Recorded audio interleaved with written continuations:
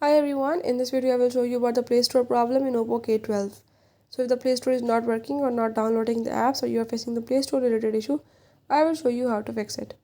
You have to watch the complete video, follow all the steps, and if you're new to my channel, don't forget to subscribe. For further details, let's watch the video.